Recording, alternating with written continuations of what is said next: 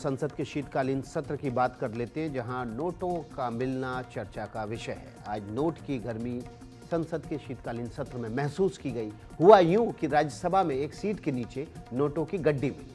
खास बात यह है कि अभी तक किसी ने खुद इन नोटों का मालिक नहीं बताया है, और जब कोई दावा नहीं कर रहा तो फिर ये सवाल उठ रहा है कि ये नोट मिले कहां से।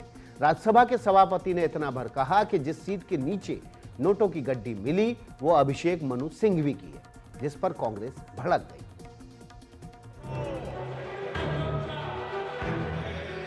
सीट नंबर 222 के नीचे नोटों का जो बंडल मिला उसका मालिक कौन है? सबसे पहले आप राज्यसभा के सभापति का बयान सुन लीजिए ताकि पता चल सके खबर की शुरुआत कहां से हुई। I hereby inform that during the routine anti-sabotage check of the chamber after the adjournment of the House yesterday, apparently a wad of currency notes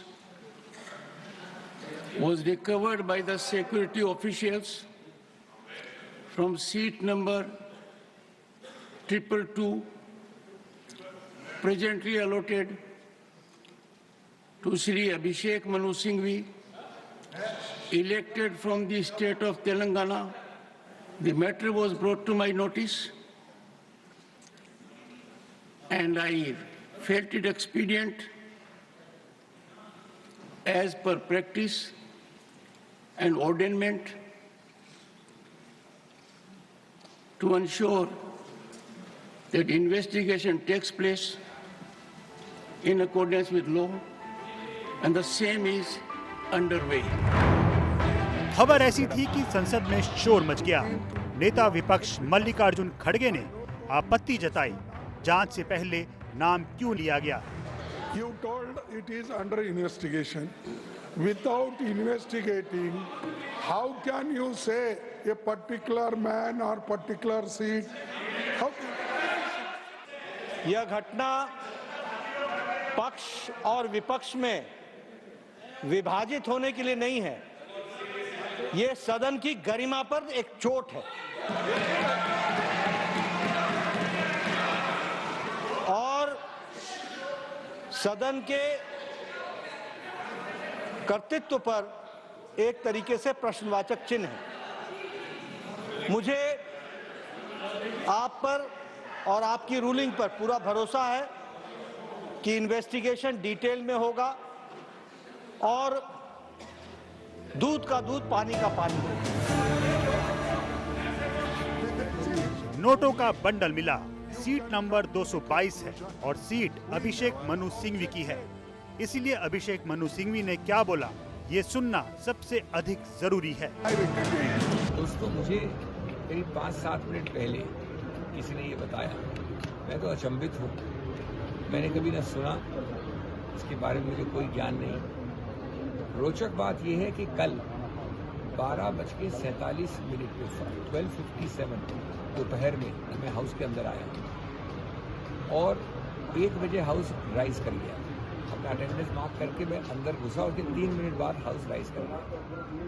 1 से 1:30 तक मैंने मिस्टर अयोध्या प्रसाद के साथ लंच लिया संगम कैंटीन में और 1:30 बजे मैं वापस सुप्रीम कोर्ट आ गया क्योंकि कोई महत्वपूर्ण मामला था। 2 बजे मेरा पूरा कल का हाउस के अंदर बैठक 3 मिनट की थी। मुझे तो ये इतना हास्यास्पद लगता है, अगर ये गंभीर नहीं होता तो हास्यास्पद होता।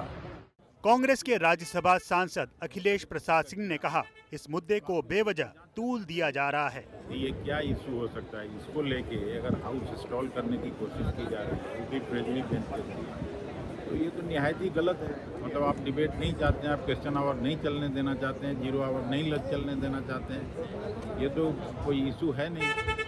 नोट अगर किसी का गिरा तो आप उस पर जो जांच करना है करिए।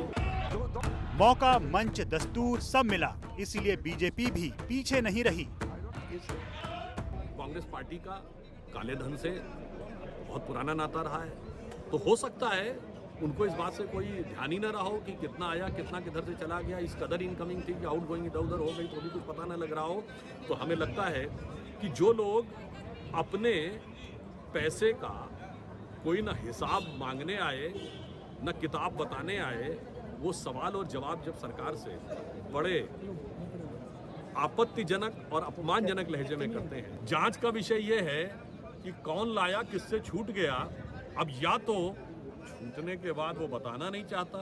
अरे नोट मिलता है तो मतलब गड्डी मिल रही है भाई, कैश मिल रहा है, क्या बात कर रहे हैं आप। देश की सबसे बड़ी पंचायत जहाँ पे 50-100-200 रुपए में तो भोजन मिल रहा है, तो गड्डी लेके आने की मालूम पड़ा बहुत महंगे रेस्टोरेंट में जा रहा है, तो बात अलग है। आप लेके गड्डी जा रहे हैं, यहाँ तो कोई तो सुना कि बोले नहीं उस गड्डी के पैर थे, खुद गड्डी उड़ के आई, ये भी सुनने में आ रहा। अब तो आएगा इस तरह के बयान। जीत सिंह,